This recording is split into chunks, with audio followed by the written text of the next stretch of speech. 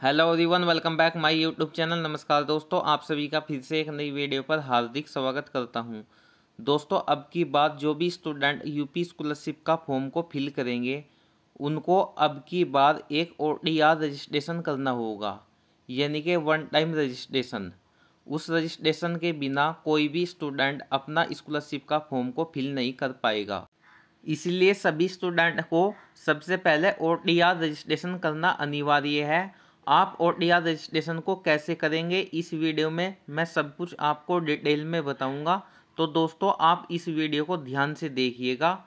दोस्तों, इसलिए आगे बढ़ने से पहले आपसे रिक्वेस्ट है कि आप वीडियो को पूरा देखना, वीडियो को स्किप मत करना। अगर आप वीडियो को स्किप करेंगे तो आपको कुछ भी समझ में नहीं आएगा।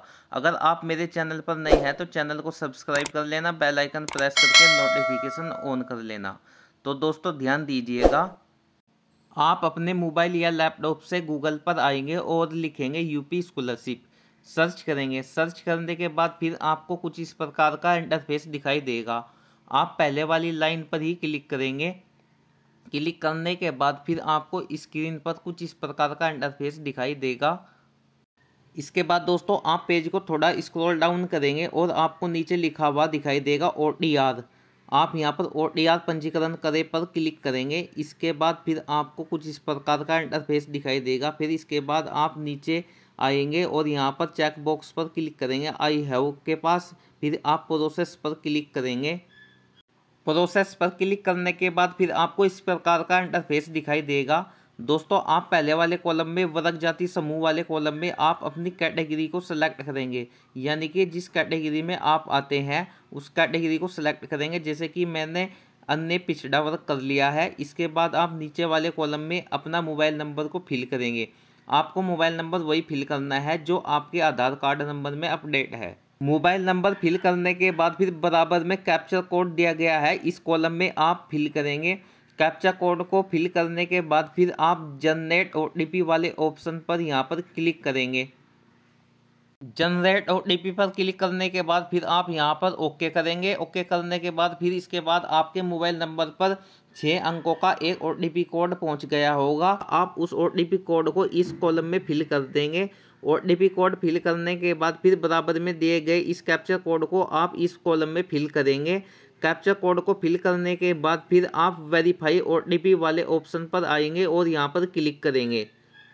क्लिक करने के बाद फिर आपको कुछ इस प्रकार का इंटरफेस दिखाई देगा, यानी कि आपको पहले वाले कॉलम में अपने आधार कार्ड नंबर को फिल करना होगा। अपना आधार कार्ड नंबर फिल करने के बाद फिर बराबर में दिया गया इस कैप्चर कोड को आप इस वाले कॉलम में फिल करेंगे। कैप्चर कोड को फिल करने के बाद फिर आपको बराबर में सबमिट वाले ऑप्शन पर यहाँ पर क्लिक करना होगा। इसके बाद आप यहाँ पर ओके करेंगे। ओके करने के बाद फिर आपको इस प्रकार का इंटरफेस दिखाई देगा। इसके बाद आप डिजी लॉकर वाले ऑप्शन पर पहुंच जाएंगे। आपको डिजी लॉकर पर आईडी बनानी पड़ेगी।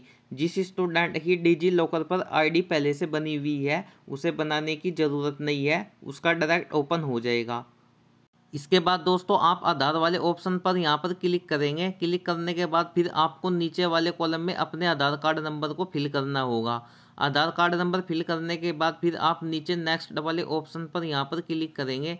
क्लिक करने के बाद फिर आपके मोबाइल नंबर पर 6 अंकों का एक OTP कोड आया होगा। आप उस OTP कोड को इस वाले कॉलम में फिल करेंगे। नीचे आएंगे, सबमिट पर क्लिक करेंगे। क्लिक करने के बाद फिर आपको 6 डिजिट का एक पिन कोड फिल करना होगा। अगर आपको याद नहीं है तो आप फॉरगेट सिक्योरिटी पिन वाले ऑप्शन पर यहाँ पर क्लिक करेंगे।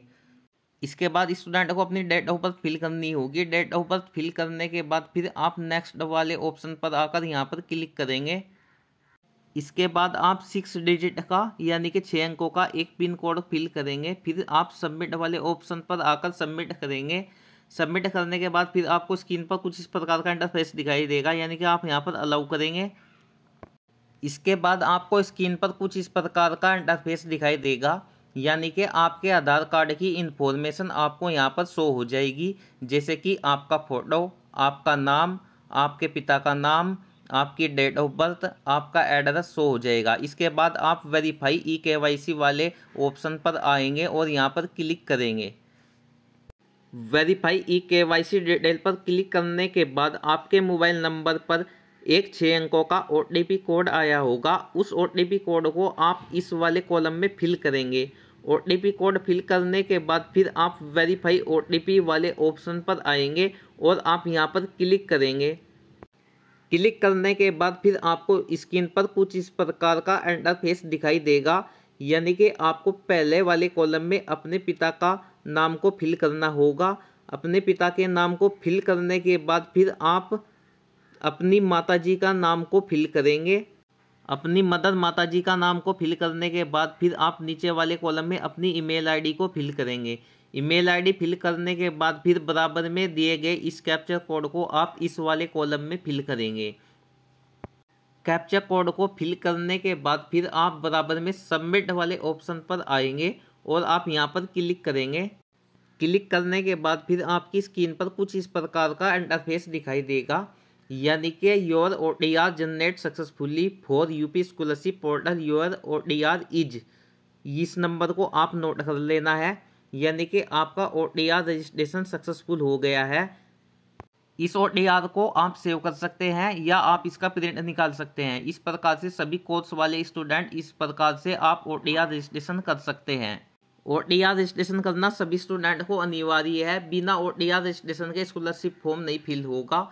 तो सबसे पहले आपको OTR रजिस्ट्रेशन करना होगा। अगर आपको OTR रजिस्ट्रेशन करने में किसी भी प्रकार की कोई प्रॉब्लम आ रही है या आपको स्कॉलरशिप फॉर्म फिल करने में किसी भी विषय में कोई जानकारी लेनी हो तो आप इस वीडियो के कमेंट सेक्शन में जाकर आप मुझसे पूछ सकते हैं, मैं आपकी पूरी हेल्प करूंगा। दोस्तों, अगली वीडियो कंप्लीट फॉर्म फिल करने की, यानी कि रिन्यूअल फॉर्म फिल करने की, फ्रेश फॉर्म फिल करने की आपको मेरे चैनल पर जल्दी ही वीडियो मिल जाएगी।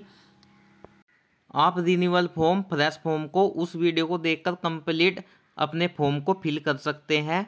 अगर आपको यह वीडियो अच्छी लगी हो तो वीडियो को लाइक करना, अपने दोस्तों के पास इस वीडियो को ज़्यादा से ज़्यादा शेयर करना, ताकि इस वीडियो को देखकर मैं भी OTR रजिस्ट्रेशन कर सके। दोस्तों, अगर आपने मेरे चैनल को अभी तक सब्सक्राइब नहीं किया है तो चैनल को सब्सक्राइब कर लेना, बेल आइकन प्रेस करके नोटिफिकेशन ऑन कर लेना, ताकि आपको मेरे चैनल पर अपडेट वीडियो की जानकारी आपको मिलती रहे। Thanks all of you.